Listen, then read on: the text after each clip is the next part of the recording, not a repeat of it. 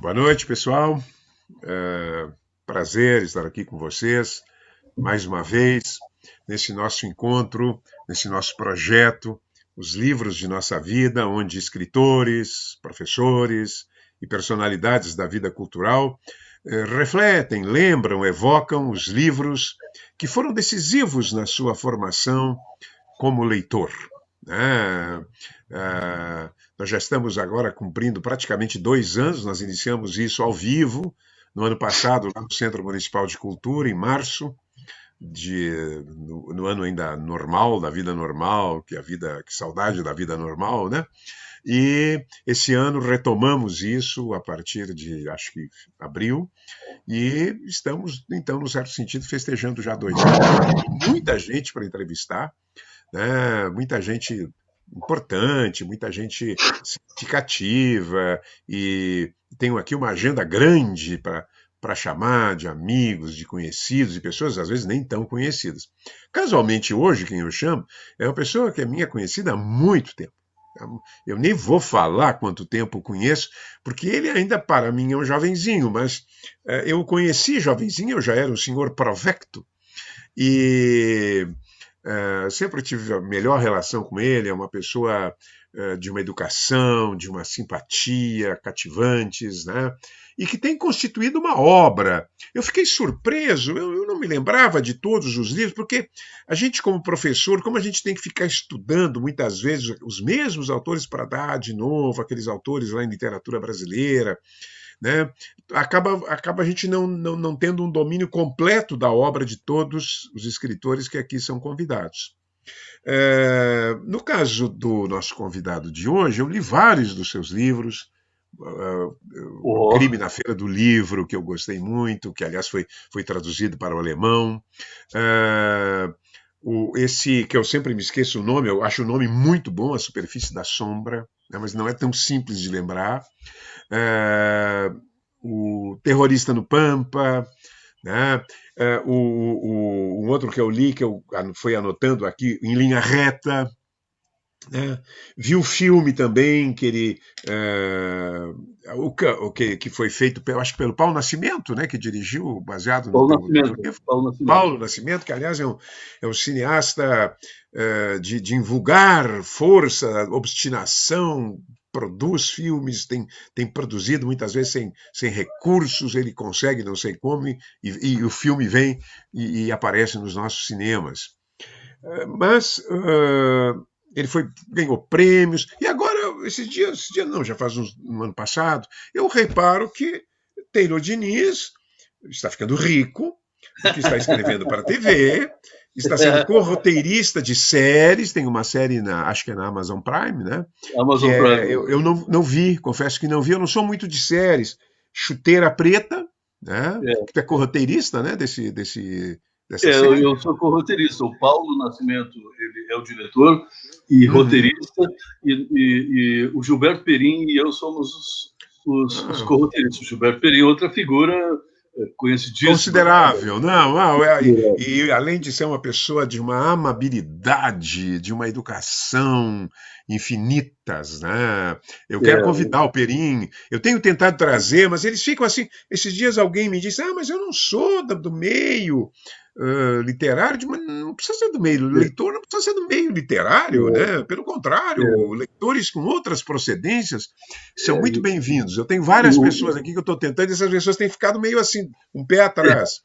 Mas eu não vou fazer aqui um concurso para ver se leu a primeira fase da obra do Machado de Assis ou todos os romances do José de Alencar, né? E além de tudo, eu recebi hoje pela manhã, pelo correio, uma agradável surpresa. Esta novela, eu vou chamar de novela, pode ser um sim, sim. romance. Não há uma Olha, eu li bastante sobre esse assunto. Não há, com certeza, uma diferenciação É, clara, objetiva e tranquila de novela e romance. Sabe-se, atribui-se à novela, na verdade, é o seguinte: quando temos um número mais reduzido de personagens e um número mais reduzido de páginas, essa que é a verdade, né? Então, Vidas Secas, você vê romance e novela. Agora, você não pode dizer que Gabriela Cravo e Canela ou Tempo e o Vento sejam novelas. é, Eu atribuiria aqui o conceito novela, mas pode ser romance também. E é um texto, eu vou tentar mostrar com a minha inabilidade motora, eu puxo para um lado quando devia estar botando no outro. E a capa não ajuda muito para esse tipo de luz ruim que eu Sim, tenho sim, aqui. um pouco. É. Só os diamantes são eternos. Parece até uma paródia do Fleming, né? Do Fleming, Como é que é o dele? Os diamantes não O são dele eternos? Diamantes são eternos. Ah, Diamantes diamantes. Ah, e são, o teu é só os diamantes são eternos. eu faço uma espécie eu vou um pouco adiante, né? Eu digo que só os diamantes são eternos, né? Exatamente, né? Isso, não, muda na verdade é um achado, até pelo final do livro é um Pelo achado. final do livro, pelo É, final. eu peguei o livro, quando chegou o correio, chegou aqui, eu sempre recebo muitos livros, né? Minha mulher enlouquece porque não há mais lugar na minha casa, a Amazon, eu sou um cliente, eu sou um comprador alucinado de livros, não só um leitor, mas um comprador. Mas tu já tinhas me prometido, recebi com uma linda dedicatória. Eu digo, eu vou ler o livro, vou começar a ler Merecido. pelo menos para ter algo a que falar no final do programa, nós vamos falar desse livro. E eu vou te dizer com toda a sinceridade, eu sou um pouco rabugento, eu estou velho, eu tenho alguma dificuldade, às vezes, de ler autores contemporâneos, porque, claro, eu fico lendo lá Tolstói, Dostoiévski, Flaubert, Conrad, aí você começa a ter um grau de exigência, de expectativa. Eu fiquei agradavelmente surpreendido, eu te diria assim, excelentemente surpreendido com a qualidade dos livros que eu li, embora tenha gostado dos outros, né, todos, para mim, este dos que eu li, desses que eu citei aqui, é o melhor dos livros. É realmente um achado bem construído literariamente, inovador literariamente. Para mim, essas questões de estrutura e de linguagem sempre me importam muito, né? E o livro ele deixa em aberto, ele está dentro dessa característica da literatura modernista mundial, que é não dizer tudo, deixar um pouco para a inteligência do leitor, instigar o leitor, né? Criar, digamos, uma abertura, criar pontos cegos, há certos pontos cegos. Só que eu me dei conta só quando eu pensei no final, como assim?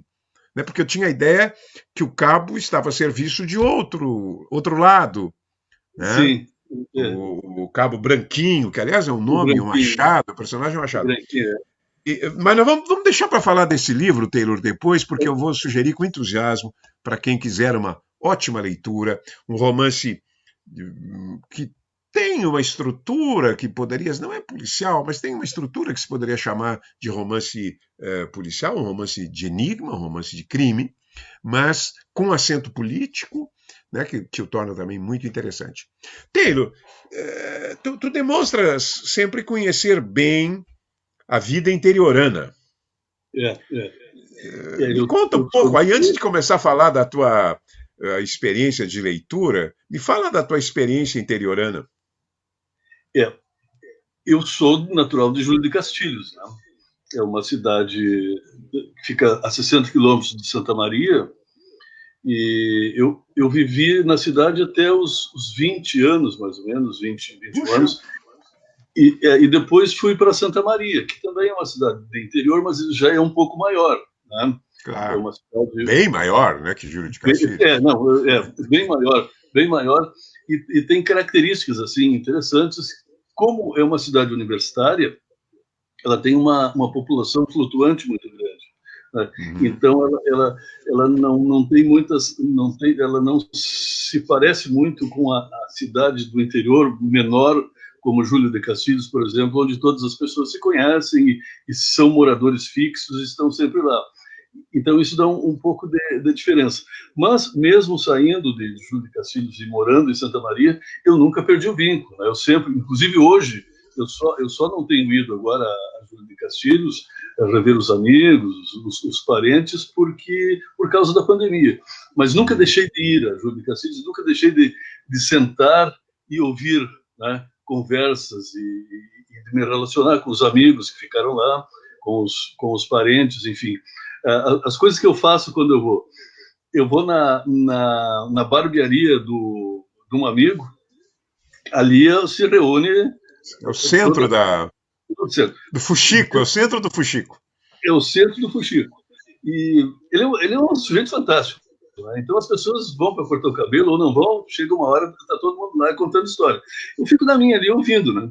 E ele tem uma coisa muito engraçada, que às 5 horas, olha só que uma coisa maluca, às 5 horas ele para tudo, né? Se estiver cortando o cabelo ou fazendo uma barba, ele para, larga a tesoura, larga a máquina, tudo, e diz, chegou a hora do torresmo. Aí ele vai lá atrás, pega um saco de torresmo, uma garrafa de cachaça e serve. Só que o interessante é que ele não limpa nada ali, né? Pô, que lugar mais apropriado para te comer torresmo com cachaça, né? Do que uma barbearia onde o cara... Tá adequado, tá mais ou menos adequado. Eu acho que é boa relação. Mas tá voando cabelo para todo lado, né? Tá voando cabelo para todo lado. E ele serve todo mundo. Quem está sentado ali, ele passa. É uma sacola de supermercado de torresmo que ele abre e vai passando. As pessoas vão pegando o torresmo, vão comendo. Ele passa o copo de cachaça, né? E todo mundo vai bebendo no mesmo copo, né? Meio como um chimarrão, assim. Então, ali a gente ouve de tudo. É uma coisa fantástica, é uma diversão. Tem também uma pizzaria muito antiga da cidade, e quando fecha a barbearia, a gente vai para a pizzaria, e ali tem uma mesa, tem uma mesa chamada Senado. Ali é o Senado, que fica num canto ali, quando chegam muitos senadores, ele vai encostando uma mesa na outra, e ali rola tudo, o pessoal vai bebendo, conversando, contando história, alguns já morreram, enfim. Então, eu sinto prazer nisso, né? Eu vou para a cidade, e aí tu pega muitas histórias, né? Por exemplo, o Terrorista do Pampa, que tu editaste a segunda edição, eu acho que tem a barbearia, no Terrorista tem a barbearia, que é onde eles se reúnem ali para conversar, para falar mal dos outros, né? Então, a minha ligação com o interior, ela vai além de eu ter nascido numa cidade do interior, né? Eu nunca perdi o contato, sempre que posso, eu vou à cidade, né? Procuro os amigos, né? Eu tenho um amigo lá que ele nunca casou, né? Ele tem a minha idade, então ele cria gato. Aí um dia ele me convidou para jantar lá na casa dele, eu fui jantar, e era muito frio, né? Eu cheguei um pouco cedo, ainda tinha sol. Aí eu vou começar a fazer a comida agora, e foi lá em cima do fogão, estava batendo uma resta de sol ali no fogão, e tinha uma panela de ferro em cima do fogão, com um gato deitado dentro. Um gato deitado dentro da panela. Um gato angorá peludo. Agora eu vou ter que te tirar daqui, meu querido, porque eu vou fazer um risoto com meu amigo. Eu digo, não, tu vai fazer o risoto nessa panela? Ele disse, qual é o problema? Eu digo, não, mas esse aí é meio bravo, né? Bravo pra ti, de Porto Alegre, e cheio de... Sim, já cheio de finesses. Eu vou lavar a panela. Mas vai ficar bravo. Mas eu tive que comer. Eu fiquei de olho, né, para lavar bem a panela. Ele disse, não, eles dormem aqui porque eu lavo a panela, ela fica quentinha, tá muito frio, e bate o sol aqui, e eu não vou tirar meu gato daqui, né? Tu não tá pensando que eu vou judiar do meu gato. Aí fez o risoto, né? Mas era gato por cima da mesa, por tudo. Então, e o nome do gato era risoto. Então já tinha, fazia parte, né, Tu nunca pensasse em escrever um relato de humor? Porque os escritores brasileiros, em geral, não são muito chegados no humor, né? Os primeiros 2 grandes romances do mundo, A Vida de Lazarilho de Tormes e o Don Quixote, são livros de humor, né? Sim. Eu até poderia pensar em contar essas histórias, né, do barbeiro, do gato. Não, tem muitas histórias. Tem uma, por exemplo, que isso é verdade. Esse dia eu estava contando para um sujeito aqui, e ele duvidou. Quando eu era guri, eu jogava no time, tinha os times de futebol lá, tinha o time do Gaudêncio, tinha o time do Pastelão, e tinha um lugar lá que era um distrito de Júlio de Castilhos, chamado São João do Barro Preto. E era banhado, era um monte de coisa. E o único lugar onde se pôde construir um campinho razoável, plano, né, que não tinha irregularidades assim, era na beira de um açude. Então, a lateral ficava, vamos dizer assim, 1 metro da taipa do açude. Então, o treinador ia escalar o time, que chegava lá e dizia, bom, fulano no gol, ficando, blá, blá, blá. E na esquerda ele não perguntava quem era canhoto, não, pé direito, dizia, na esquerda agora para o lateral esquerdo, alguém sabe nadar? Quem é que sabe nadar?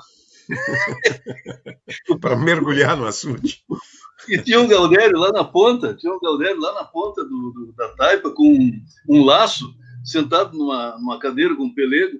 De vez em quando um guri caía lá dentro, se não sabia nadar, ele laçava e tirava.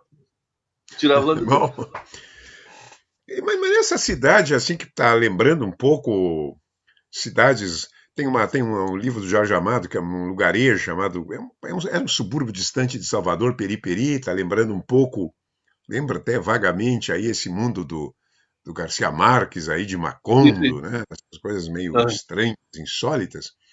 Como é que começou? Porque não deve ser como... As cidades pequenas normalmente não têm uma vida cultural. Como é que começou o teu interesse por livros? Tu tinha na tua casa? Como é que foi essa aproximação do mundo do livro? Isso, tu falasse Macondo aí, fechou exatamente com o Garcia Marques. Bom, eu, da minha infância, na minha juventude, li muito pouco. Muito, muito, muito pouco. Né? O meu pai era um operário e o dinheiro que entrava na casa era para comida ou para se vestir, né? Ou para o colégio. Minha mãe ajudava no orçamento, vendendo roupas, uma sacola assim, na rua, na cidade. Então, não se tinha dinheiro para livro, para revistas, para jornais. Tanto Como a mãe do protagonista aqui, do narrador? Exatamente. E o rádio entrou muito... Essa parte ali é minha, né? O rádio chegou na nossa casa muito, muito tarde, então a gente não tinha o que fazer, ficava na frente do fogão, né? Olhando para o fogo, né? Olhando para o fogo, e então eu não lia. Meus primeiros... E até uma coisa engraçada, a minha mãe e o meu pai, eles nunca, assim, sempre quiseram que eu... Nunca tinha assim, algo hostil, né, contra o livro. Mas é interessante porque uma vez uma professora indicou um livro, um romance, A Moreninha, que é o primeiro livro da minha vida. Podem rir, mas foi A Moreninha. Então, eu fui no fim de semana para a casa da minha avó porque tinha que entregar o trabalho na segunda-feira. Então eu lia, estava lendo alucinado. E de vez em quando a minha avó dizia, mas o que aquele guri lá tanto lê? Né? O que aquele guri tanto lê? Né? Como quem diz... E a mãe disse, não, aquilo ali... O que ele está lendo? Aquilo ali é um livro que a professora deu para ele ler, faz parte do trabalho. Mas é um livro de matemática? Isso não está me parecendo matemática. Não, é um livro de literatura, enfim. E aí, quando fomos almoçar, eu larguei o livro lá num canto, e ela passou por lá e olhou e disse, romance. Romance, como quem diz. Sim. Esse guri está enganando vocês. Então, em algumas... Isso é engraçado, mas é verdade. Então, em algumas pessoas da família diziam assim, o que ele tanto lê que não vai pegar uma vassoura, não vai varrer o pátio? Porque a ideia de quem lia era a ideia do cara folgado, preguiçoso, que não queria pegar no pesado, enfim. Eu sou um sobrevivente. Sim, mas aí... O teu pai não. O teu pai compreendia que ler podia representar um processo de ascensão social? Sim, não. O meu pai e a mãe sempre, tanto é que eles fizeram de tudo para eu estudar, né? E com pouco dinheiro e tudo, mas a prioridade foi o meu estudo. Eu sempre estudar, não. Era a minha avó, uns tios, diziam assim, pô, mas... os bem mais velhos, assim, eles achavam que ler muito também levava a pessoa a ficar meio destrambelhada mentalmente. E tinha uma ideia assim de quanto mais sabe aí em relação à religião, quanto mais lê, quanto mais sabe, mais perguntador fica, né? Deus, essa história, né, de religião, tu não pode perguntar muito, porque senão, enfim. Mas então a Moreninha, eu queria dizer, são os livros das nossas vidas. A Moreninha foi o primeiro livro da minha vida. Eu li a Moreninha. Mas É um livro divertido, né? Um Sim, livro. sim, São os faniquitos do amor, do primeiro amor, mas eu acho que é um livro que é agradável de ler, né? Se a gente não sim, exige sim, muito. sim. Não, eu me apaixonei pelo tornozelo da Moreninha, que era só o que aparecia, né? O Uhum, tornozelo da Moreninha. Bom, então, aí depois, uma outra professora indicou o Guarani, do José de Alencar, quando se aproximou do vestibular, né? uhum. O Guarani, o Memórias Póstumas do Brás Cubas, e eu fui gostando, né? Eu fui gostando. E depois eu ganhei uns livros o pai do colega meu era gerente do Correio, ele foi ele foi transferido e aí eu fiz, tu quer pegar uns livros lá, se quiser. Aí eu achei lá o Dom Casmurro, que eu já tinha lido Memórias Póstumas, e achei o Cabeleira, eu acho que é Franklin Távora. Távora, Franklin Távora, o cangaceiro, Franklin né? Távora. Mas eu li o Cabeleira, é uma espécie de lampião, que o Uhum, justiceiro que ia pelo que lutava contra o poder, contra a polícia, tudo. uhum. Aquele livro me impressionou muito. Agora, já perto de fazer o vestibular, eu andava por uma papelaria na Júlio de Cassis, porque lá se chamava, livraria se chamava de papelaria. A papelaria era Uhum. chamada de livraria.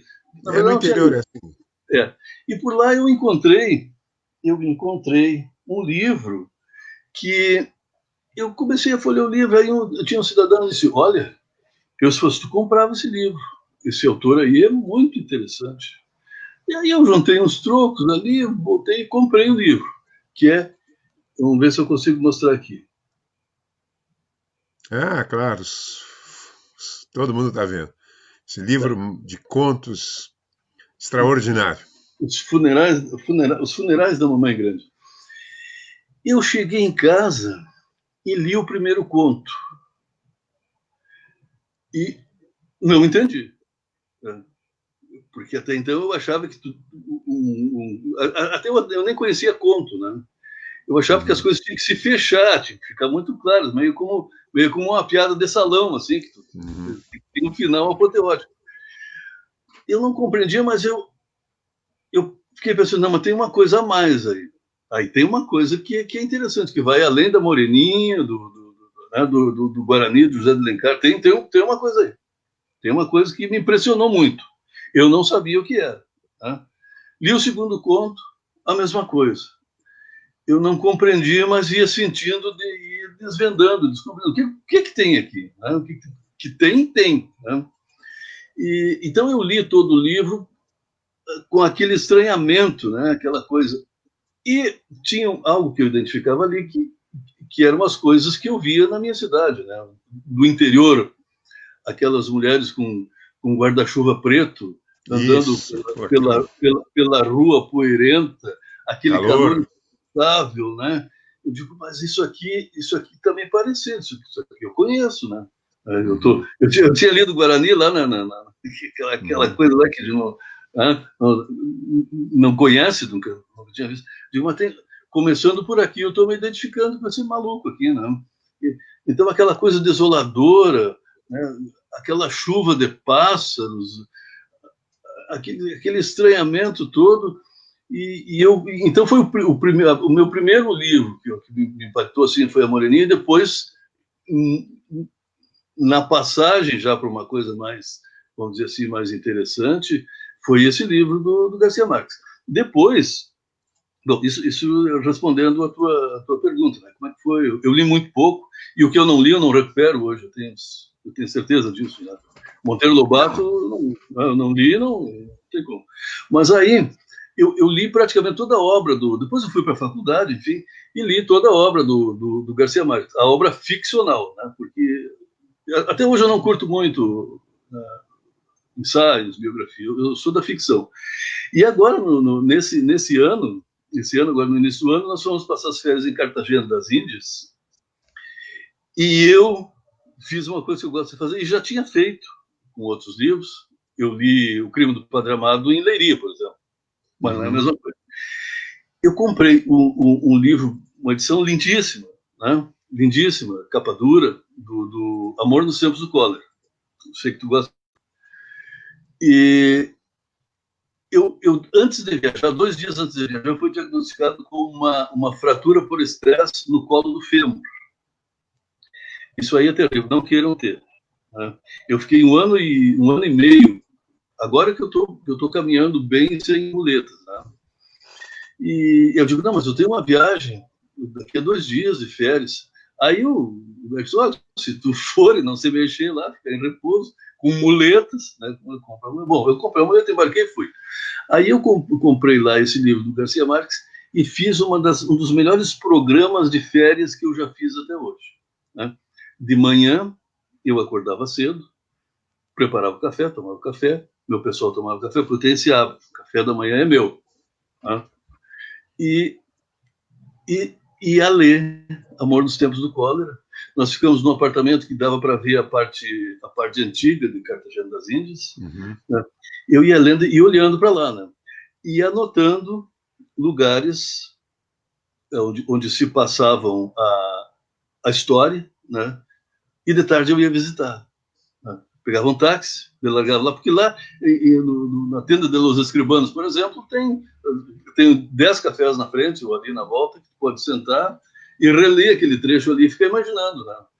Então eu reli todo o Amor nos Tempos do Cólera em Cartagena das Índias fazendo isso, lendo de manhã, anotando as locações, e à tarde eu ia para lá, ficar lá, relendo, imaginando. É uma coisa espetacular, né? Porque a cidade se presta para isso, né? A cidade se presta para isso. Cartagena das Índias é um espetáculo, né? Uma coisa do outro mundo. Uma cidade, eu não a conheço, mas as imagens são deslumbrantes. De bonito, de beleza, o ambiente, né? E ali no lado tinha a casa do Garcia Marques, né? Então eu fiz isso de tanto que me impressionou a obra, e continua me impressionando hoje. Eu gosto muito do Garcia Marques, mas esse foi um dos grandes programas, dos livros que eu curto muito, que eu fiz foi ler. Né? Depois eu também, mas eu já fiz outras. Em Paquetá eu já fui 3 vezes por causa da Moreninha. Né? Ah, da Moreninha faz render uma homenagem a quem te despertou o gosto pela literatura. Eu sou fiel, eu sou fiel. Deve ser um dos poucos. E vou lá na casa da Moreninha, na pedra da Moreninha, né? Mas eu li também A Idade da Razão em Paris também. Eu reli A Idade da Razão em Paris. Né? Isso é o cúmulo, né? É uma coisa de ricos, né? Claro, quem está ganhando direitos autorais, está trabalhando para a Amazon, né? Aí tá bem. Não, é que eu me privo de outras coisas para viajar, né? Economizando, enfim. Mas, então eu já fiz essas loucuras. O Crime do Padre Amaro eu li em Leiria, reli em Leiria, né? Mas Leiria não tem o mesmo... Enfim, eu procurava identificar os lugares por onde eles andavam. A Sé Velha, eu li alguns trechos ali, naquela casinha que tinha no fundo, que o Padre Amaro recebia as visitas lá. Então eu já fiz... Eu acho que um dos poucos lugares que a gente sente Portugal é nas igrejas. Eu dei conta de Portugal. Tu entra numa igreja e tem umas velhinhas de preto, luto, devem estar de luto há 40 anos, nem meio com buço, né? Elas têm buço assim, e tu sente aquelas mulheres terrivelmente carolas, né? Que abundam nas ficções do Essa, né? Vale a pena por isso também entrar. Do Essa também. A Rua do Alecrim eu percorri não sei quantas vezes já, também por causa de outros romances em Lisboa, né? Em Lisboa. Os Maias, né? Os Maias. Sabe que tem um livro que se chama A Lisboa, o Portugal de Eça de Queiroz. É um livro muito bem feito, onde o sujeito recompôs. Como Portugal não sofreu essa devastação, por exemplo, que o Brasil sofreu, né, de tudo veio abaixo. Eu nunca usei o livro, né, mas era assim um livro sobre Leiria, Lisboa, né, não me lembro mais aonde, que se passa alguns relatos Sintra, né? Sintra, que é o Mistérios da Estrada de Sintra, vale a pena. Havia aqui também o professor Voltaire, eu nunca pude, porque sempre coincidia com o período de aulas. Ele andou fazendo umas viagens à França, mas a viagem dos escritores. Então, assim, aqui, Victor Hugo, Vitor Hugo, Aham, né? Vitor Hugo viveu aqui, aqui escreveu ali, claro que passava na catedral para falar da catedral, né? Do Corcunda. claro. Aqui mulher, aqui, né? Porque Paris vive muito disso, né? Aqui o Aham. Voltaire teve aqui, é encantador. Mas É, tu estava fazendo jornalismo nessa época, quando tu começasse a ler o Garcia Marques, era jornalismo que tu fizesse a tua faculdade? eu li Os Funerais da Mamãe Grande antes de entrar na faculdade. Eu estava, acho que, no último ano no científico para ir para a faculdade. Mas depois Uhum, eu fiz jornalismo, né? Eu fui para Santa Maria uhum. fazer jornalismo. Aí sim, aí já cheguei lá, né? E aí já encontrei uma turma que já era outra vibe, como se diz hoje, né? Eu me lembro que tinha muito desses jornaizinhos, né? Uhum. Vai te lembrar, tinha o jornal do DCE, tinha o jornal da DECA, enfim, dos departamentos, cada um tinha um jornal. O curso de jornalismo tinha o seu jornal, o de direito tinha outro jornal. E aí, no primeiro ano, eu peguei um desses jornais lá e tinha era uma seção assim, tipo, o lugar da ficção, ou contos, uma coisa assim. O título o nome do sujeito ali embaixo. Eu li, comecei a ler, comecei a gostar e tal. Aí eu perguntei para um colega, disse, mas o cara que assina isso aqui é o fulano, nosso colega? Ele disse, mas a gente pode fazer isso? Pode. Como assim pode? Não, pode escrever uma história assim e publicar? Não, claro, não escreve se não quiser. Aí que eu me dei conta, né, que eu podia, além de ser leitor do Gostado de Literatura, eu podia escrever, né? Aí eu já escrevi um conto. Foi aí que eu comecei a escrever. E publiquei meus primeiros contos, eu publiquei no jornal A Razão de Santa Maria, que Uhum. tinha um suplemento literário. À época, eu acho que era mais de 16 páginas, era um super, para te ver como era, em Santa Maria, no jornal A Razão. Tinha um suplemento chamado Lanterna Verde, e ali eu publiquei os meus primeiros contos, né? Que tomara que não exista arquivo disso em algum lugar, em nenhum lugar hoje, né? São aqueles pecados da juventude, né? Que De são, repente algum é, inimigo encontra eles, olha aqui, ó. o Scliar saía pelos sebos em Porto Alegre em busca daquela história do médico, informação que ele não queria que ninguém lesse aquele livro. Então Sim, ele eu lembro. arrebanhou todo, sei lá o que ele fez, se queimou, o que fez, né? É, E, mas Santa Maria me chama a atenção, assim como Pelotas, assim como Caxias, acho que sim, também Santa Cruz, né? Essas é, cidades que têm universidades, elas têm eu lembro que peguei núcleo, uma né? vez de Santa Maria, fui lá, me deram um livro de crônicas. Eu não conhecia nenhum dos autores. Eram Aham, crônicas muito boas, muito bem sim, escritas. Eu percebi que havia uma intelectualidade, sim. havia escritores em Santa Maria que talvez não tenham chegado aqui, né? Tem um Na núcleo, semana passada ainda entrevistamos aqui o Agnaldo, uh, o Agnaldo, né, que é o o Agnaldo. leitor, como eu chamo de leitor delirante. O, Aqui já o, entraram o Eleanor Schneider, dizendo esse homem é um poço de histórias, a Helena Terra falando, né, o a James, que é o Helena, meu Helena. a Helena quase sempre nos assiste. Tem um aqui que é o campeão de audiência, o James, porque ele assistiu a todos do ano passado ao vivo. Ele é um aluno, ele já é um senhor, né, aposentado, mas jovem ainda.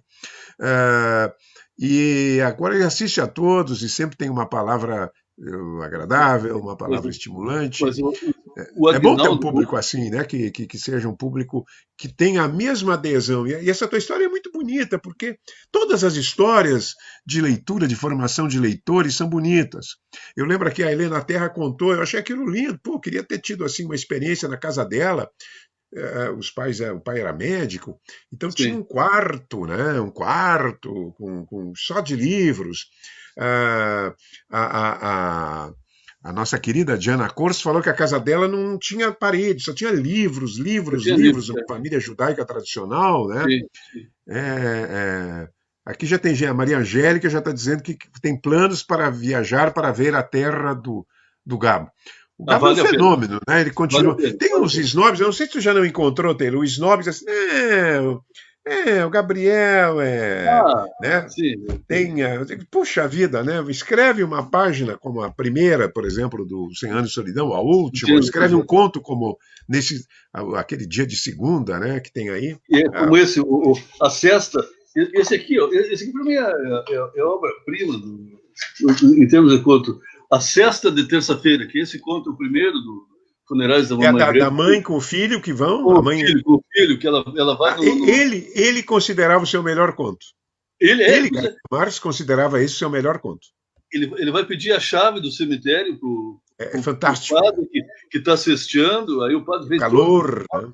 mal-humorado, né? E é Uhum. uma mãe, pô, aquilo deu uma humanidade. Olha, eu só com aquele conto na minha carreira eu já estava satisfeito. É.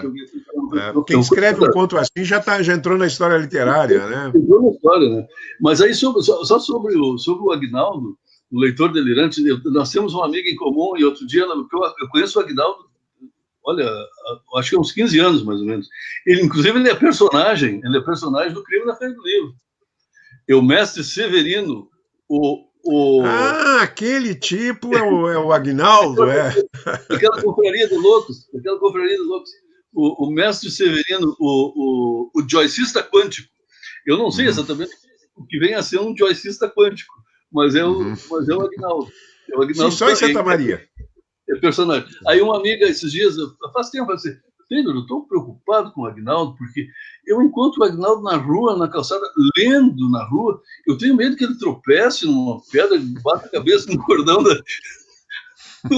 da calçada e se machuque. Eu digo, não, ele está treinado, não te preocupa. Mas o Não, Agnaldo, além de... esses são os leitores já num grau Sim, de arrebatamento da loucura, né? Já estão é ficando loucura. como Quixote, já são o próprio Quixote, né? Já estão vendo moinhos de vento. O teu Eu, colega da tua esposa, que agora não está mais, mas Carlos André, ele lê na sim, feira livre. Ele vai, compra nabo, couve, enche sacolas. A pobre da esposa deve estar esperando em casa para fazer alguma coisa legal. E ele senta no cordão da calçada e começa a ler um volume desse tamanho do Balzac. Eu vi isso, surpreendi isso, fotografei isso. Mas é um louco, né? Nós leitores assim, somos um pouco loucos. não, Tá, mas é uma loucura positiva, não faz mal para ninguém, pelo contrário. não, nós não estamos perturbando a vida de ninguém, né? Não estamos, nos deixem ler à vontade, né? Tá. E como é que tu veio para Porto Alegre? Tu ficou mais tempo lá em Santa Maria ou não? Em Santa Maria eu fiquei o tempo de terminar a faculdade, né? De verdade que eu demorei, né? Eu demorei um pouco para terminar, porque era aquela época da militância, né? Eu trabalhava também, e então, num período bem difícil da ditadura, né? Da segunda metade dos anos 70, né? Ali era uma coisa que estava começando a abertura e a gente já estava mais saindo para a rua, para manifestações, para pichação, e eu me envolvi muito com isso e me atrasei, né, um pouco, e demorei 6 anos para me formar. Aí eu trabalhava na Rádio Medianeira, lá em Santa Maria, e fui demitido. Eu digo, bom, ou eu fico aqui em Santa Maria, ou aproveito essa demissão e vou para mais longe, né? Aí eu tinha um amigo que estava na Rádio Guaíba, aqui, o Joabel Pereira, que você também conhece, que é Sim, lá de Santa claro. Maria, e eu Pessoa liguei para o muito Joabel. querida. Eu disse, Joabel, eu fui demitido aqui na Rádio Medianeira, e estou querendo ir a Porto Alegre, se souber de uma vaga aí por aí, tu me avisa. Ele disse, só um pouquinho. Ele disse, só um pouquinho, aquele jeitão do Joabel. Só um pouquinho. Deu assim um minuto, se tanto. Ele voltou e disse, olha, eu falei com o gerente de jornalismo aqui da Guaíba, e tem um sujeito que está saindo de férias amanhã. Eles precisam de uma pessoa para cobrir as férias dele. Se tu tiver aqui amanhã, é teu. Peguei o ônibus e vim para Porto Alegre. Cheguei e comecei a trabalhar como redator da Rádio Guaíba. Na época, a Rádio Guaíba era um status, né? Tu já Tu tinha trabalhar vindo na para Guaíba. Porto Alegre? Tu já conhecia Hã? Porto Alegre? Eu tinha vindo uma vez fazer a carteira de identidade para o vestibular. Porque lá não se fazia, tu vê que coisa impressionante. Lá não se fazia carteira de identidade, tu tinha que vir para Porto Alegre fazer, ou então tu encomendava para um despachante, que pegava para outro despachante de Santa Maria, e aí vinha em Porto Alegre, mas ele não podia vir para fazer uma carteira. Ele tinha que esperar, no mínimo, umas 20 ou 30 carteiras para fazer. E eu fui deixando, nós fomos deixando, e aí não dava mais tempo. Aí reunimos um grupo lá e viemos para Porto Alegre de trem. De trem. Foi uma viagem, foi uma viagem. E aí eu já experimentei essa coisa de procurar lugares. Eu tinha acabado de ler um livro do Antônio Carlos Rezende. Tu vai te lembrar do Rezende. Sim. Antônio Carlos Rezende. Eu era o rapaz que suava só no lado, eu não sei se Direito. no lado esquerdo ou no lado direito. Lado esquerdo ou direito? Agora eu já não me lembro. Eu estava pensando nisso.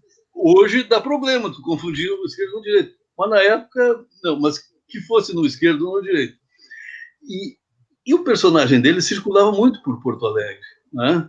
Colégio Rosário, a Independência, e eu andava por Porto Alegre com aquela coisa na cabeça. Será que o personagem desse andou por aqui? Claro, nós ficamos um dia, mas eu já vinha com essa sensação de procurar os lugares por onde o personagem do Rezende... Aliás, eu acho que todos os livros do Rezende se passam em Porto Alegre. Né? Ele é muito... Acho que... Eu não me lembro bem, mas acho que sim. Era o que eu li. Né? Bom, aí eu te dizia assim sobre Porto Alegre. Aí eu tinha vindo essa vez, mas desembarquei na rodoviária, peguei um táxi e fui direto para Guaíba, né? com uma sacola, né? Com algumas roupas, e já comecei a trabalhar naquele dia mesmo. Aí, casualmente, esse redator que tinha tirado férias, ele conseguiu um emprego no Rio e ficou. E aí eu já emplaquei, já fiquei na vaga dele, como jornalista, como redator da Rádio Guaíba. E ali eu conheci todas aquelas feras, né? O Ranzolin, toda aquela turma. Rui Osterman, né? Que era a figura o Rui, proeminente, né? Querido, magnífico. O Lauro, toda aquela turma estava ali, o Belmonte, enfim, todo aquele pessoal ali. Eu era um redator, né, mas convivi muito com o Milton Jung, que o Milton era quem lia. Eu era redator Foi aí que eu conheci a Rosane. A Rosane e eu éramos redatores do Correspondente. A Rosane que também vinha do interior, né? Também. Nós éramos redatores do Correspondente Renner, né? Isso aí foi uma escola para mim, porque até um tempo depois eu encontrei o Milton na Feira do Livro, eu fiquei muito emocionado com isso, porque ele disse, esse aqui e a Rosane podia pegar o texto deles redigido e sem medo. Porque tu lê um noticiário, tu te quebra, né? Quebra o locutor, exatamente. Quebra o locutor. Esses dois aqui eu podia ler sem medo. Então isso me gratificou muito, né? Porque o Milton era um cara era o cara do Renner, né? Era o cara do Correspondente Renner. Então ali eu aprendi muito, porque com as exigências do Milton, e às vezes eu digo para a Rosane, que estou ouvindo o noticiário, que falta que faz um Milton Jung ou um Breno Caldas. Porque o Breno Caldas, quando tinha um problema grave de redação, ou algum erro de concordância, alguma coisa, e subia um office boy lá e pedia o noticiário. Aí todo mundo já ficava, meu Deus do céu, o que houve? Ficava em pânico. Ele tinha uma caneta verde, essa ponta molhada, e voltava todo cheio de anotações ali, o que não se podia fazer. E o Milton ele voltava, porque eram laudas pequenas, assim, né, que davam 12 linhas, né? Era o máximo que a gente podia fazer, e assim, num caso muito especial, né? Uma notícia não podia ter mais de 12 linhas, 10 já se chamava de bife. E aí, quando o Milton voltava para o estúdio, depois de ler o Renner, a gente, dependendo do olhar dele, ele botava, ele botava de pezinho a lauda, assim, e largava na mesa. Aí a gente já ia com medo ali para ver qual era o problema naquela lauda de pé ali, né? Então, tinha essa exigência do locutor, que fazia isso e com muita propriedade, porque ele conhecia, né? E do Breno Caldas, que ele ouvia o noticiário e se tinham ele pedia, era coisas mais graves, né? Não era assim não era uma coisa banal, mas com frequência ele pedia o noticiário e voltava com a canetinha verde. Voltava com a canetinha verde. Então, foi uma escola. A Guaíba foi uma escola para mim. É, Né? eu lembro eu recebi um convite era professor, mas de fazer um pequeno caderno de ensino no jornal Folha da Manhã, quando dirigida pelo Rui.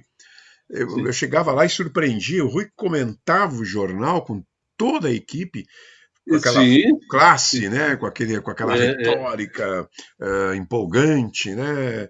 Comentava no sentido muito. Porque ele fazia críticas, mas eram críticas muito construtivas, né? E era impressionante, né? A gente, por isso que o Rio Grande do Sul se identificava muito também com a Caldas Júnior, né? E ali muitas histórias. Eu até um tempo eu tive vontade de escrever as histórias. Ali eu conheci, bom, mas depois a gente vai acostumando, né? Eu conheci o seu Mário. A gente tratava ele como o seu Mário Quintana. Uhum. Era o seu Mário. O grande poeta do Rio Grande do Sul era funcionário da empresa. Era o seu Mário. Ele subia lá na rádio para conversar com a Baiana. Ele era amicíssimo da Baiana. A Baiana era uma pessoa que ela era produtora do Streck. Então a Baiana conseguia fazer o Quintana da gargalhada. Então ele subia para conversar com ela. Nessa época aí que tu está já em Porto Alegre, entraste na Guaíba, quais foram os autores que tu passaste a ler ou que te impactaram depois dessa experiência justa, né? Tivesse a sorte de cair nas tuas mãos aquele livro de contos tão fantástico, do Garcia Marques. Do Garcia Marques. Olha, né? eu vou te dar um outro, porque eu estava pensando aqui, eu estou cercado de livros aqui, dos livros que vão me lembrando de alguma coisa. E aí, bom, às vezes as pessoas, quando pedem para falar sobre um livro, com os clássicos, né? Eu acho que clássico é obrigação minha, então que eu descobri, por exemplo, as relações sociais e de trabalho com o Germinal, por exemplo, isso é uma obrigação minha, então não vou passar. O cara que eu descobri aqui, e tu vai gostar disso, e que influenciou muito a minha literatura, sob o ponto de vista temático da fronteira, e eu li toda a obra, eu só não li o último livro dele ainda, que é o Chile, Aldir Garcia Chile. Nossa, saudade do Chile, essa figura humana, excepcional, e um grande escritor também, né? Fantástico, fantástico. É uma pessoa queridíssima, educado, gentil, culto, não era pedante, né? Porque tem muito cara que é pedante, se trata assim. Não, o Chile é tudo que tinha de bom, né? Como pessoa, como escritor. Aí eu li um conto dele, um livro dele, que é esse aqui. Vamos ver se aparece. Contos de Futebol. Contos de Futebol. Eu acho que ele publicou esse livro primeiro no Uruguai. Sim, ele era bilíngue. Primeiro no Uruguai. Mas eu puxei o ar aqui, eu li esse livro aqui, e aquela coisa da fronteira me impressionou, de atravessar a ponte para ir no cinema. Não, isso é uma coisa fantástica. Para ir no cinema no outro país, né? Tu atravessa a ponte para ir no cinema no outro país. Né? E eu já vinha com a fronteira sempre foi um fetiche, né? Desde a minha infância. Então a gente não tinha rádio, não tinha televisão, não tinha livros para ler, não tinha revista. A Playboy não existia na época. Então tu ficava ouvindo as pessoas contar histórias, né? História de assombração, de lobisomem, do padre que cresce, enfim, do cemitério. Então essa foi a minha vida, o início da minha ficção. E tinha um cidadão lá em Júlio de Castilhos que era um grande contador de histórias. A gente ficava 3, 4 horas ouvindo ele à noite, que as pessoas tinham o hábito de se visitar, né? Tu jantava e ia na casa do vizinho, não tinha o que fazer, né? Não tinha televisão, não tinha nada, na casa do vizinho. E ele gostava muito de ir lá em casa, conversar com meu pai, com a mãe, e eu ficava ouvindo. E ele por diletantismo, né, não que precisasse, ele ia ou em Rivera ou em Libres, dependendo da cotação do peso. Essa era uma outra coisa que eu não entendia muito, né? Como assim, cotação do peso? O que é o peso? Aí ele dizia assim, o peso está melhor na Argentina, eu vou a Libres. E trazia de lá roupas, bolita, trazia bomba de chimarrão, cuia, faca, tudo que possa imaginar. Ele tinha uma Vemaguete, eu acho, Vemaguete, sim, e ele trazia. E a minha mãe vendia alguma coisa, roupa, né? Principalmente roupa que ele trazia, ele entregava para ela, ela saía vender e tirava uma porcentagem para ela. E esse cidadão, ele voltava assim, cheio de histórias. Eram épicos, né? Da fronteira. E uma das coisas que ele dizia que me impressionava muito é que, aqui, guri, lá na fronteira, no Uruguai, a gente pode botar um pé no Brasil e um pé no Uruguai. Tu vai para o meio da rua e bota o pé. E essas histórias de fronteira que ele contava foram, assim, criando no meu imaginário uma coisa que me fascinava aquilo, né? Me fascinava. E depois eu fui para Santa Maria, comecei a ler, enfim, e comecei a escrever. Eu publiquei meu primeiro livro pela Mercado Aberto, naquela série de novelas. Como é que chamava, que eu não me lembro? Armadilha do Destino. Não fui eu que botei isso, não. Foi o Rock. Muitos autores começaram naquela série, né? Na novelinha ali, que tinha algumas grandes. O Charles Kiefer, né? Com o pêndulo do relógio, que foi uma loucura a venda dessa novelinha ali, né? E o Caminhando na Chuva. Caminhando na Chuva, aliás. Caminhando na Chuva. Depois eu com o Pêndulo do Relógio, que ganhou o Jabuti. O Pêndulo do Relógio é posterior. Não, Caminhando na Chuva foi... Na época eu trabalhava ali um pouco com o Rock, dava uma assessoria para ele, e era uma... Quando ele me disse que tinha vendido 70 mil exemplares, eu pensei que fosse... Editor, às vezes, não é totalmente realista no que diz, nos números. Toda a coleção, é. Não, mas era verdade. Aquela coleção foi um êxito, né? O Dionísio esses dias me contou que vendeu 10 mil. E ela mapeava todos, não eram só autores gaúchos. Sim, todo o Brasil. Tem um livro até do Agnaldo Silva. Eu tive. Na época eu tinha uma pequena livraria e fiz o lançamento lá do livro, que eu não me lembro bem o nome agora, porque a memória de velhinho é um desastre. Mas a livraria na Quarupa, eu tive uma livrariazinha ali pequena, e o Agnaldo veio, queridíssimo, saímos para jantar. Não me lembro se era Sangue. Não, Sangue Sem Dono era o livro de estreia dele. Sangue Sem Dono, estou confundindo com a Carmen da Silva. A estreia dele foi Redenção para Job. Um livro que ele escreveu aos 16 anos. É um talento, né? E esse eu não me lembro agora o nome do livro dele. Mas foi pela Mercado Aberto. O campeão de venda, sabe qual foi? Aquele livro da Maria Alice Barroso. Vendeu também, uma coisa muito louca, né?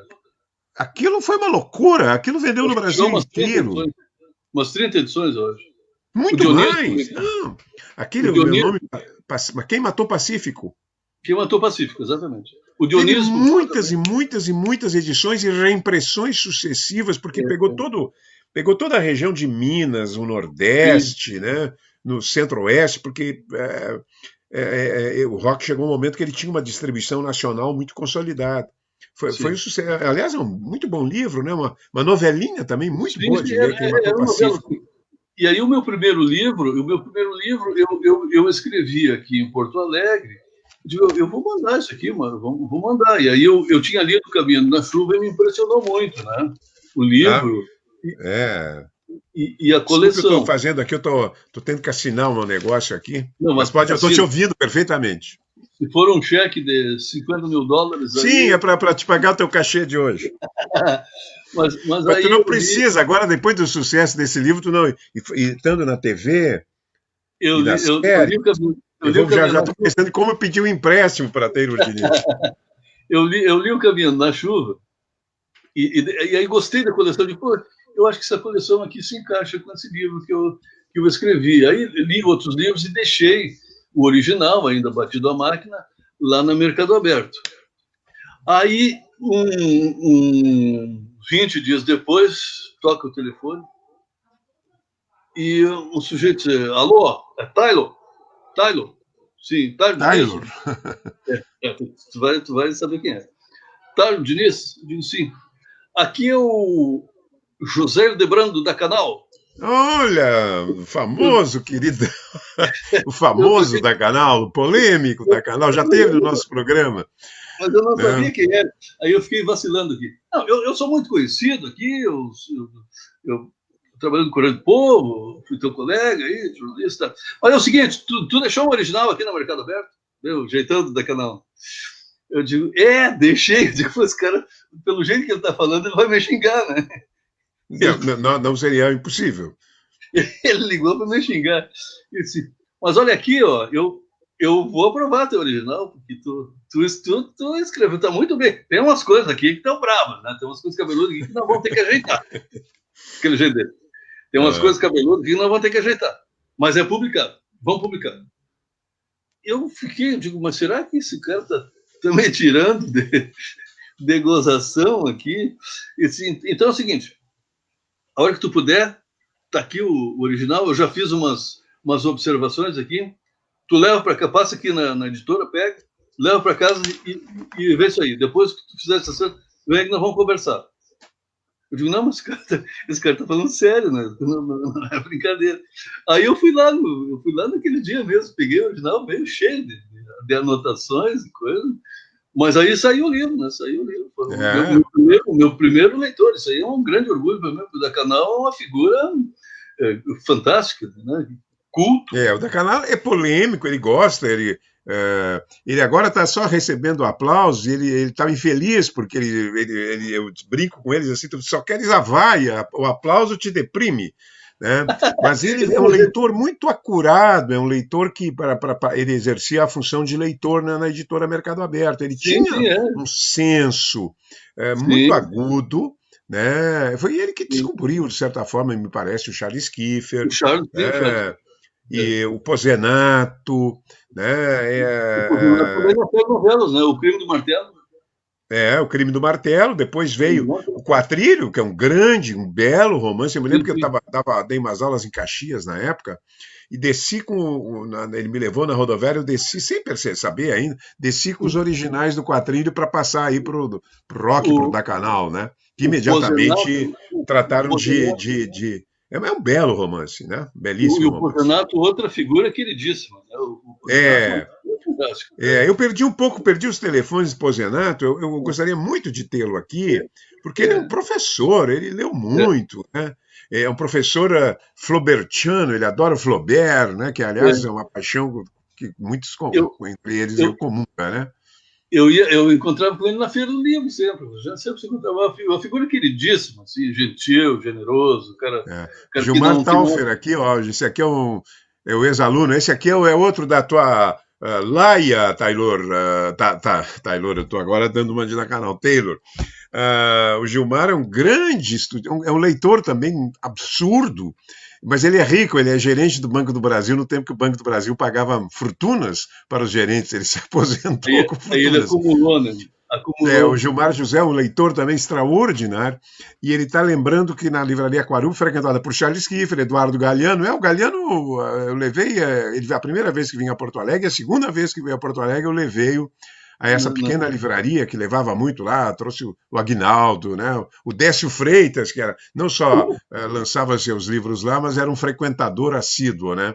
E muita gente aí que eu me lembro, né? O Werner Schunemann, que eu tenho que convidar o Werner Schunemann, o Werner Schunemann é cultíssimo para fazer esse programa também. O Décio, uma conversa boa com ele ia longe também, né? Não, porque o Décio era um ficcionista também, além de ser um historiador, tanto é que a gente nunca sabia com clareza o que era história e o que era ficção nas suas obras.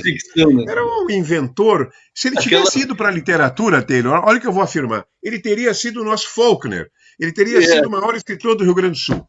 Né? As histórias dele eram inimagináveis, né? E algumas impossíveis de serem contadas, porque proibidas para senhoritas menores e para senhores, para anciões, é absurdo, né? Mas era uma figura extraordinária. Foi uma boa evocação aqui agora do Décio. Mas me conta, continua falando aí. Tu tem a tua paixão pelo Aldir. Quem mais são aqueles autores que tu cultivas? Nessa área que tu fosse, um pouco do romance de enigma, do romance policial, quem são os autores que tu aprecia? E a minha chegada, vamos dizer assim, ao romance policial, acho que foi com o meu quarto ou quinto livro, que é uma história interessante. Eu sempre resisti muito ao computador, porque eu tenho um verdadeiro pânico, né, de perder um texto, de perder um capítulo. Então, eu sempre resisti muito. Mas a Rosane sempre foi muito mais, andou sempre mais na frente, né? E aí um dia ela comprou um computador, eu comecei a escrever ali, comecei a gostar, né? Comecei a gostar, comecei a achar bom, não precisava usar o corretor na, na lauda de papel. E aí um dia eu passei pelo centro e comprei um CD de jazz, uma liquidação aí numa dessas lojas ali da Praça Alfândega, e cheguei em casa e botei a rodar e digo, mas que legal isso aqui, esse computador dá até para a gente escrever ouvindo música. E fui escrevendo, e escrevi o primeiro capítulo de O Assassino Usava Batom. E mostrei para a Rosane, e a continuação? Eu digo, não, calma. Aí ela me ensinou, eu vou ter dispensado os serviços domésticos por Opa! 2 meses, o tempo que precisar, e vai lá e escreve esse livro. Bom, eu escrevi o livro, né? Comecei assim, sem saber de nada. Lá pela página 100 eu não sabia ainda quem era o assassino. Aí eu comecei a pensar, não, eu vou ter que começar a preparar esse cara aqui, porque eu tinha largado um monte de pistas, né? Eu tenho que ver quem vai ser. Bom, mas resumindo, eu escrevi o livro, levei lá para o Rock gostou e já quis publicar. Publicou, mas aí, que é o interessante, saiu uma resenha muito positiva na Zero Hora, o Túlio Becker escreveu, falando muito do livro, tá?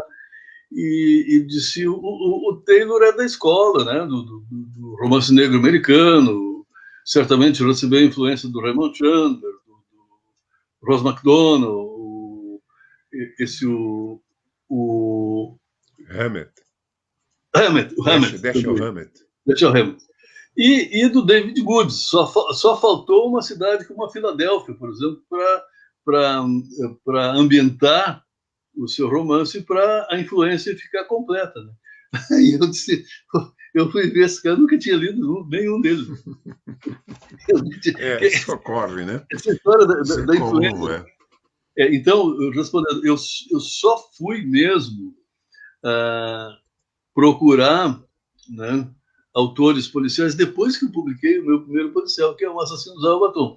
Aí sim, eu comecei a me interessar mais, li esses citados pelo Túlio. Realmente, o David Woods é o autor de Lua na Sarjeta, que é um livro que eu já li várias vezes, né, que foi adaptado para o cinema com a Natasha Kinski, né, que é uma das mulheres mais bonitas, né, do cinema. Então só depois eu fui assim me conhecer mais a literatura policial. Mas livros que assim que tem uma influência que eu separei aqui, eu vou citar outro que tu conhece, que é Os Ratos do Dionelli. Não tem nada a ver com literatura policial, né? Mas o que me impressionou muito nos Ratos foi o tempo ficcional dele. A história se passa em 24 horas, né? E eu sou muito do desafio na literatura, quanto a narrador na primeira pessoa, na terceira pessoa, eu me imponho alguns desafios. Eu digo, agora eu vou fazer uma história assim. E assim como A Fronteira, depois que eu li Os Ratos, eu fiquei muito impressionado. Eu quero escrever um livro que se passe dentro de um espaço de tempo definido e que seja curto, né? Reli Os Ratos, não sei quantas vezes. E aí um dia eu tive uma ideia e acabei realizando vamos dizer, esse sonho que vem influenciado pelos Ratos, que é com Noite Adentro. Noite Adentro é um livro de tensão que se passa na fronteira, e aí vem a influência do chileno, né? Que se passa na fronteira e que se passa em 12 horas, exatamente 12 horas. O sujeito desembarca na estação rodoviária a cidade seria Jaguarão, mas eu dou um nome fictício para não ficar. Então ele desembarca do ônibus às 6 da tarde, atravessa a ponte, atravessa a fronteira atrás de um amigo, de um conhecido, um ex-colega de faculdade, e a história termina exatamente às 6 da manhã do dia seguinte, no lado brasileiro, de novo, com um evento. Então, sob esse ponto de vista, eu posso dizer que não sou ponto temático, sou ponto de vista temático, mas em relação a esse desafio, que me impressionou muito nos ratos, de criar uma história dentro de um tempo definido, né? Sem flashback. Pode fazer isso, porque os ratos não têm flashback. Né?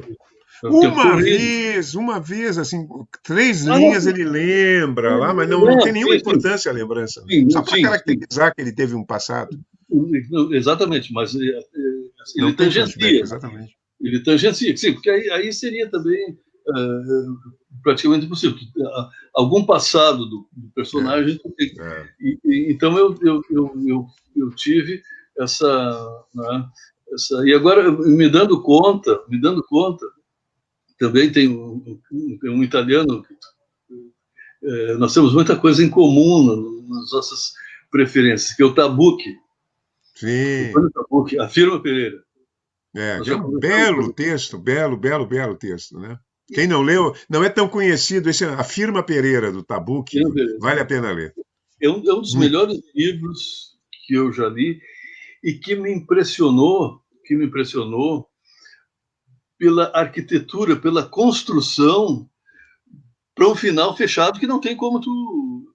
Ele vai preparando as coisas de uma forma que ele é muito catártico também, né? Ele é muito catártico, né? Então, é um livro impressionante por isso, porque a gente... o que esse cara está fazendo? Por que ele fez isso? E depois as coisas se fecham no final de uma forma...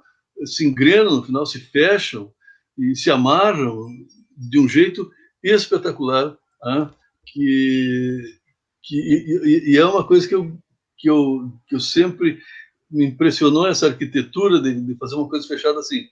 E aí eu tive a ideia e meio que surgiu por acaso, mas que eu não estou comparando, mas uma coisa, um final definitivo, assim como são os Diamantes São Eternos, né?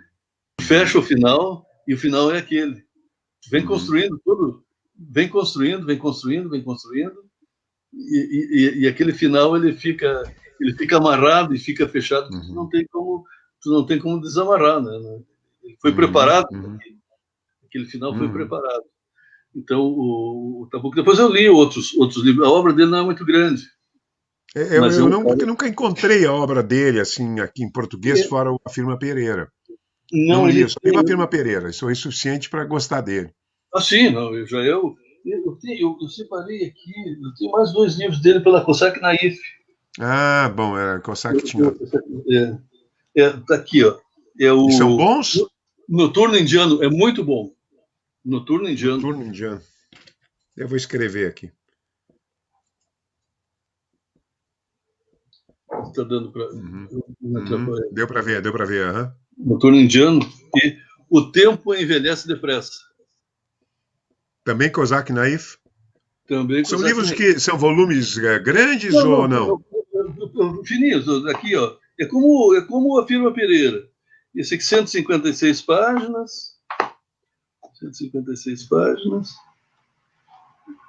E 92 páginas. O Noturno Indiano. O Noturno Indiano é muito bom, muito bom. Ele lembra um pouco outro autor que eu gosto muito, que é o Modiano.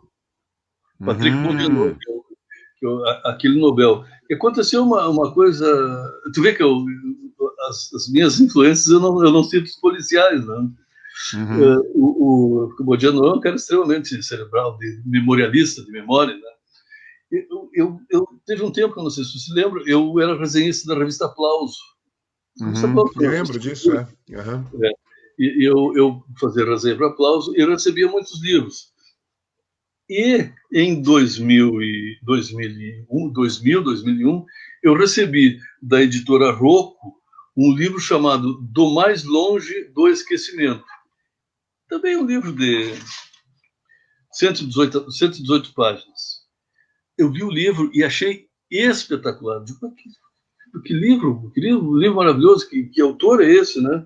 Mas não, enfim, nunca mais encontrei nada dele, deixei o livro, botei o livro na biblioteca e nunca mais. Aí, depois de um certo tempo, não sei que ano foi, Patrick Modiano, o Nobel de Literatura. Uhum. Saiu aqui uma edição muito bonita, pela Rocco também. Aí eu comprei o primeiro livro, li, gostei muito, comprei o segundo e comecei a procurar toda a obra dele, e tem em Kindle, em e-book também. E aí outro dia, mexendo na biblioteca por aqui, eu encontro aquele livro, Do Mais Longe do Esquecimento. Era o Modiano. Era o Modiano, ele era pouco conhecido, né? Aliás, Pouco conhecido, né? né? Não era, embora tivesse já livro aqui, parece que nem mesmo na França ele era assim tão conhecido quanto outros, né? É, Autores mais de maior êxito é. comercial. Mas eu acho um autor fantástico, maravilhoso. Modiano, aqui quem adora a obra dele, conhece toda a obra dele, é o Ivan Pinheiro Machado, o O Ivan é Ivan. bom. O Ivan conhece. Se o O Ivan Ivan gosta, ele tem eu umas estou em boa paixões companhia. literárias assim, quando ele se apaixona literário, como todo leitor, né? É. Aí ele só quer ler aquele autor, né? E, e Eu, de eu queria, fato, eu queria que né? o Ivan se apaixonasse por mim, né?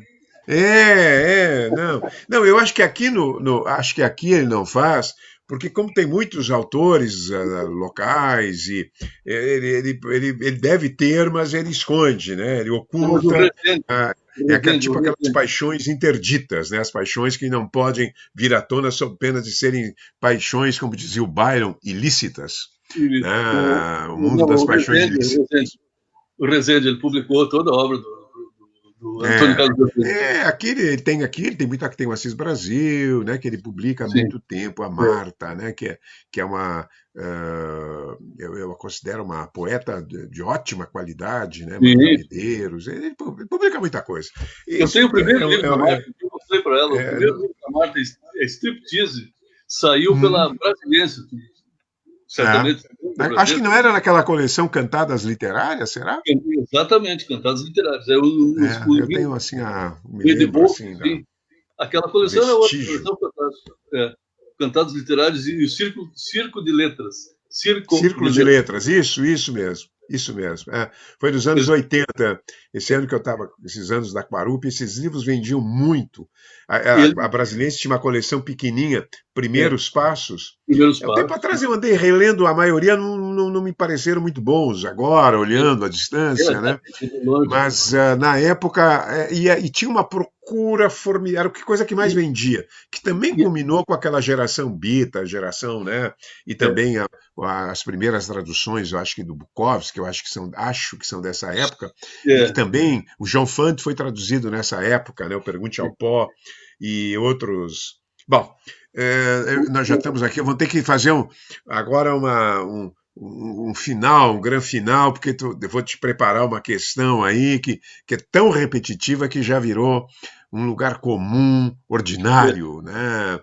é, Mas sempre ajuda, eu acho que como ela é interessante, e é uma pergunta que normalmente as pessoas não sabem muito bem na hora o que responder, eu mesmo não saberia.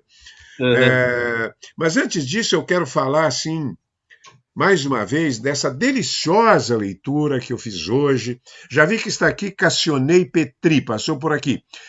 Como Aguinaldo Severino, eu sempre julguei que Cassionei Petri, Aguinaldo Severino, não existiam. Outros leitores notáveis, como Regina Zilberman e Flávio Loureiro Chaves, eu vou citar dois aqui também, eu já sabia da existência deles, né? Eu inclusive, trabalhei com eles, a Regina foi minha colega, o Flávio foi meu chefe. Eu quero trazer o Flávio já teve no programa ao vivo, e dar uma agenda para ele. Flávio, eu quero a tua opinião sobre 20 autores.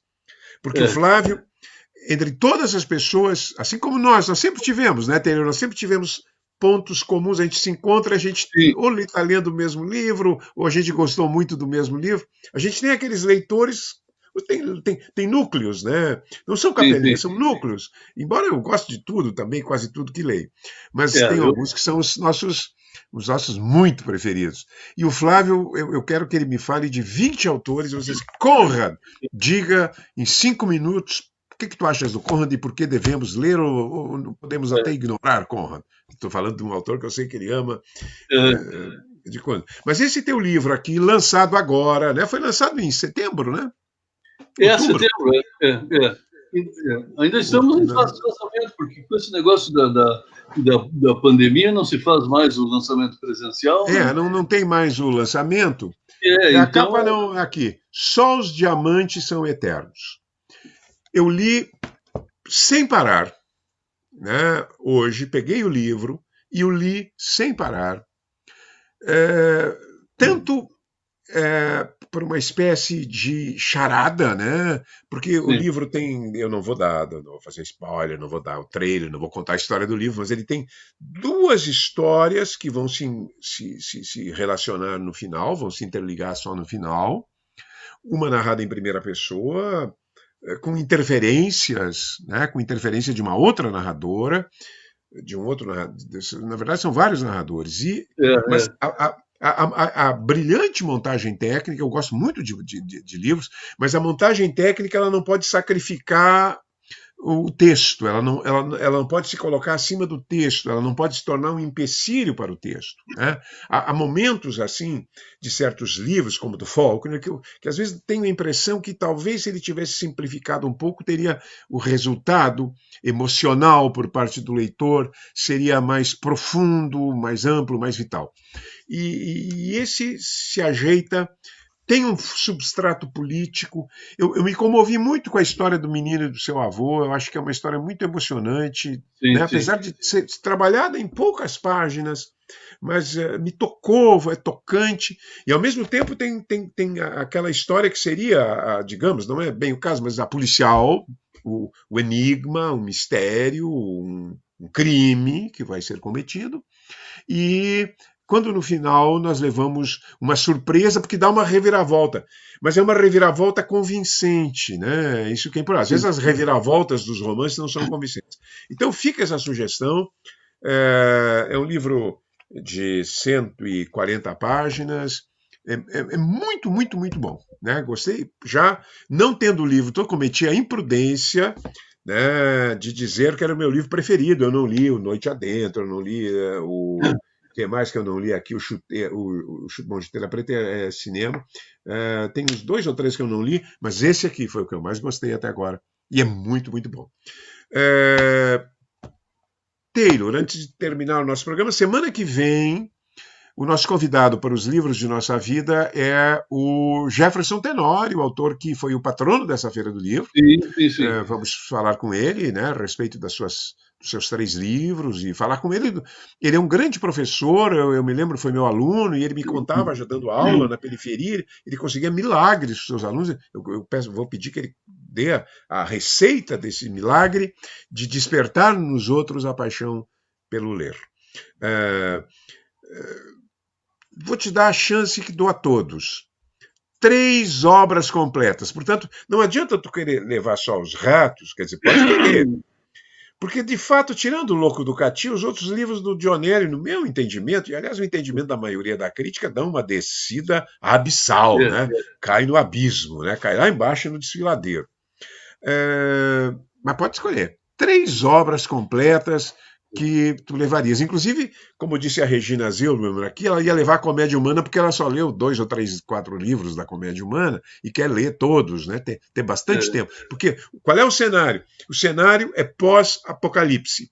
Houve o apocalipse. E por alguma razão tu é de Júlio de Castilhos e o autor do Apocalipse, seja quem for, né? Teve pena, o cara nasceu em Júlio de Castilhos, lá no fim, lá em cima, no Rio Grande, uma cidade pequena. Eu vou dar uma chance a um castilhense de escolher 3. Quais seriam essas obras que tu escolherias? Bom, seriam 3 autores. 3 obras completas. Tu pode levar de 3 autores. Não, de 3 autores. Só 3 autores. Não tem mais. Bom, o primeiro, se eu for para uma ilha deserta, A ilha, eu vou querer levar assim um autor que me dê prazer e que não me faça sofrer, né? Então eu levaria a obra completa do Vargas Llosa. Ó, eu também. Já Eu, leste esse último livro dele que saiu agora? não, É não, mas muito eu bom. quero ter. Chamou Quero ler. Tempos Ásperos. Saiu agora.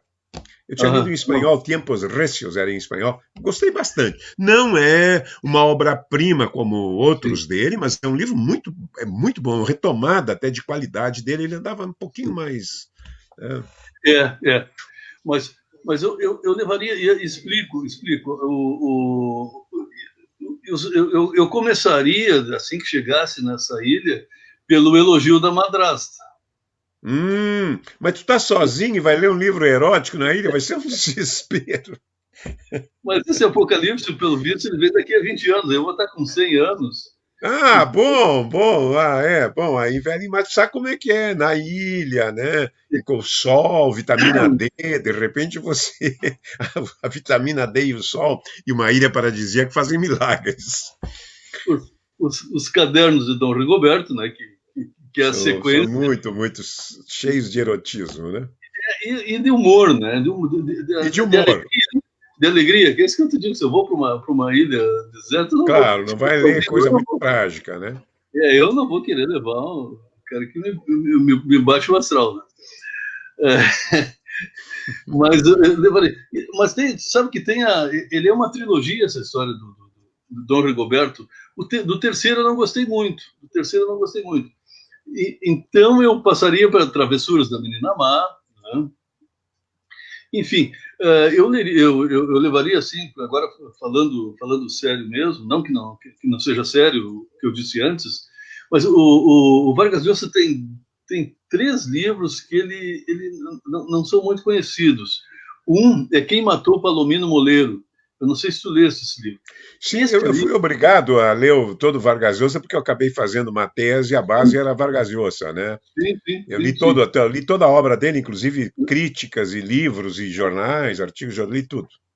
Esse é o Mas único autor que eu li tudo que já foi publicado. eu li com as suas também. Mas Quem Matou Palomino Moleiro, ele tem uma estrutura fantástica, né? Ele tem uma estrutura Uhum. fantástica. Eu, quando cometi uma oficina literária, eu tive uma oficina que eu acabei desistindo em seguida, eu trabalhava com esse livro, porque é um exercício narrativo que é uma coisa Uhum. fantástica, né? Ele é genial. Depois parece fácil, mas para ele ter aquela ideia, né? A narrativa toda é feita sob o ponto de vista de um personagem secundário, que é Uhum. o Litoma. O Litoma aparece Uhum. também no outro livro muito bom dele, que é Pouco Vários. O Lituma começa, se não me engano, lá na Casa Verde. Litoma nos Andes, que é um livro E tem também o muito. Lituma nos Andes, mas o Sargento Lituma aparece em A Casa Verde É, pela primeira vez. Secundária. Não tão secundariamente, mas. e o personagem principal é um tenente, a quem o Lituma serve. E Uhum. por quem o Lituma tem verdadeira adoração, né? Então, tudo que a gente fica sabendo até do pensamento do tenente, a gente fica sabendo através ou do que o Lituma conta depois, ou do que o Lituma imagina que ele estava pensando, né?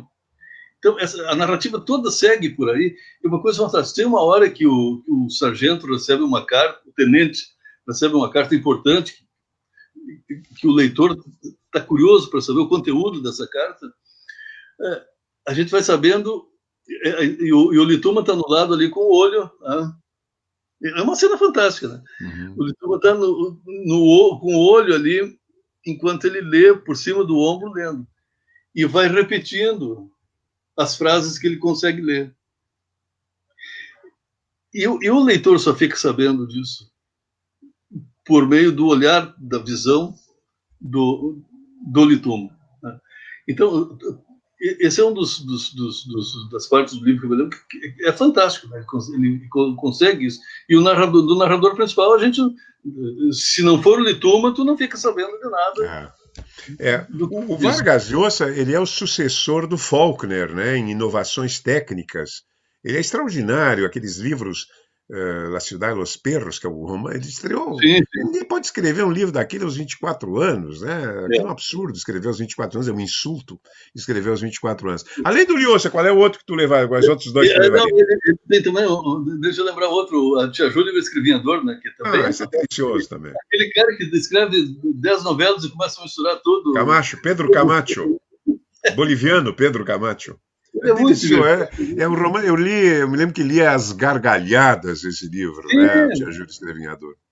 E, É. bom, eu levaria o Machado, né? O Machado O eu sempre levaria, Machado, o Machado, a levaria gente tem para que dar fazer uma uma homenagem a um coisa mais, escritor mais brasileiro. próxima, né?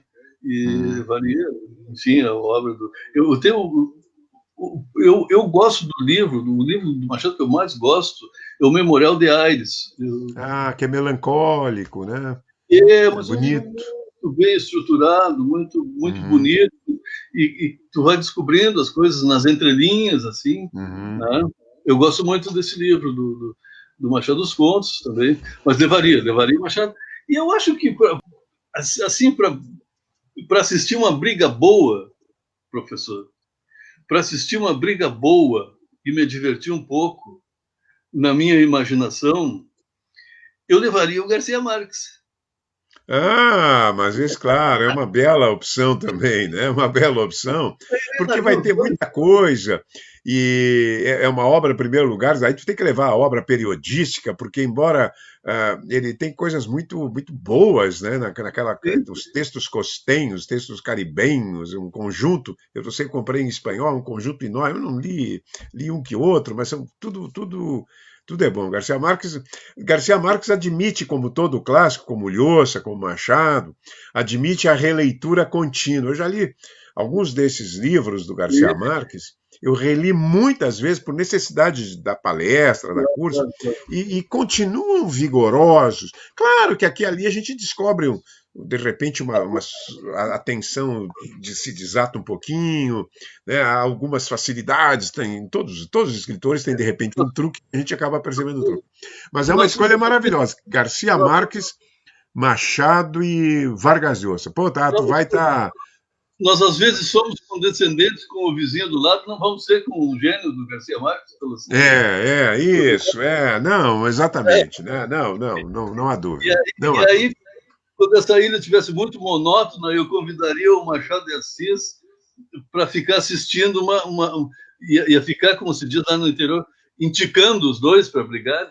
Não, Né? mas ali os dois estavam a caminho, no fim da vida do Garcia, antes dele ter a peste do esquecimento, né?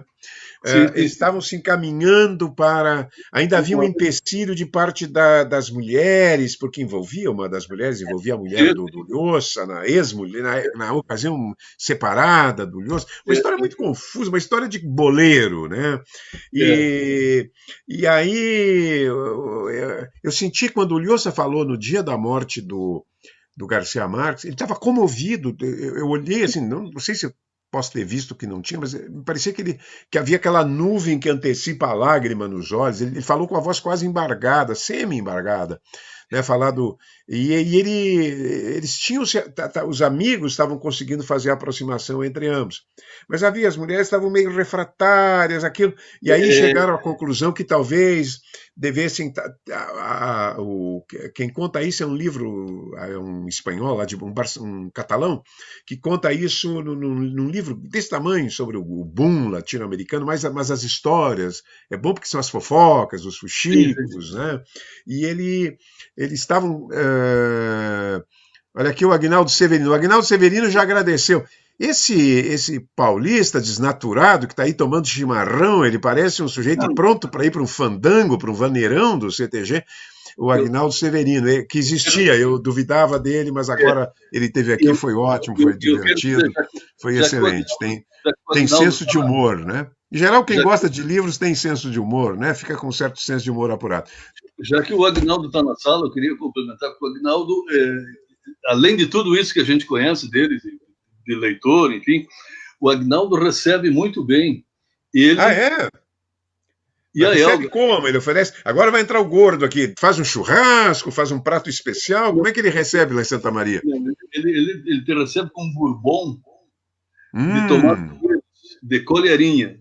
Né? Ele e a Elga. A Elga é artista plástico, tem um estúdio em casa. São duas pessoas maravilhosas, que recebem muito bem.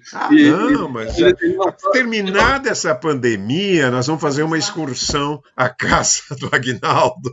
Vamos convidar o Cassionei, que ali Santa Cruz não é tão longe, né? De Santa Maria, acho que deve ser suponho que sejam 100 e poucos quilômetros. Podemos convidar também o nosso professor Schneider da Unisc, outro queridão. Quero agradecer a presença de todo mundo aqui, não pude responder a algumas pessoas. A Ana falou que ela gostava muito de ouvir falar do escritor delirante, mas eu estou falando a realidade. Não é, a minha fala não é delirante sobre leitores delirantes. O leitor realmente obsessivo, que são os leitores em geral, é um tipo exótico, né? Ainda mais nesse mundo vulgar e materialista dessa realidade comezinha, dessa realidade ordinária em que vivemos, né? O cara poder ser arrebatado pelo livro, né? Ser levado a um mundo de paixões ensandecidas, né? A essência, o grão do amor, a essência de todos os sentimentos humanos na sua forma mais radical. Pomba, isso só a literatura consegue. Olha aqui, ele está oferecendo uísque. Não basta o uísque. Queremos uma carne, acho que em Santa Maria tem boa carne, um abraço para todos. Opa, vem vacina, diz o Cassionei. O Cassionei eu convidei ele para um festival de inverno porque eu não acreditava que ele existia, achei que era um pseudônimo, era um conjunto de pessoas, porque ninguém pode ler tanto livro ao mesmo tempo. Não, mas Cassionei existe. Aguinaldo existe. Querido Taylor, foi um prazer te encontrar, foi essa papo animado, sempre... a gente às vezes não tem tempo, né? A vida, a gente passa tanto ocupado com o trabalho, a gente não tem tempo de suficiente para curtir os amigos como nós deveríamos ter, né? E é um prazer encontrar esse amigo de tanto tempo, foi um prazer, muito obrigado por ter aceito o convite, foi uma noite sem dúvida nenhuma agradável, para mim, né, pelo menos, e vamos seguir o barco, vamos enfrentar, e até Santa Maria, não é Jerusalém no ano que vem, é Santa Maria no ano que vem. Tchau para todos. Eu te agradeço muito, Sérgio. Fiquei muito emocionado com os teus elogios ao meu Só os Diamantes São Eternos. Eu agradeço a leitura, a tua generosidade de me receber aqui. Eu estava louco de medo de não me sair bem, porque aí só passa a fera, né? Só passa a fera. Então, mas eu acho que... Muito bem, foi muito bom, passou... Olha, nós ficamos aqui quase um tempo recorde. Eu tenho, ultimamente, com o Aguinaldo também, eu fiquei um tempo assim, com o Eduardo Wolff também, com o Fischer, com a Regina, eu tenho passado do limite, porque todo mundo diz que nenhuma live pode durar mais de 1 hora, que é um absurdo. Mas como eu não estou cansado, como eu estou vendo, e como eu percebo que as pessoas estão assistindo, né, estão recebendo coisas aqui, aí vamos continuar. Que maravilha. Mais uma vez, muito obrigado. Vamos nos encontrar qualquer dia lá em Santa Maria. Isso, até Santa Maria, então. Nosso próximo, nosso lugar comum agora vai ser esse, até Santa Maria. Eu levo o carvão. Tchau para todo mundo. Eu levo o carvão. Tá bom.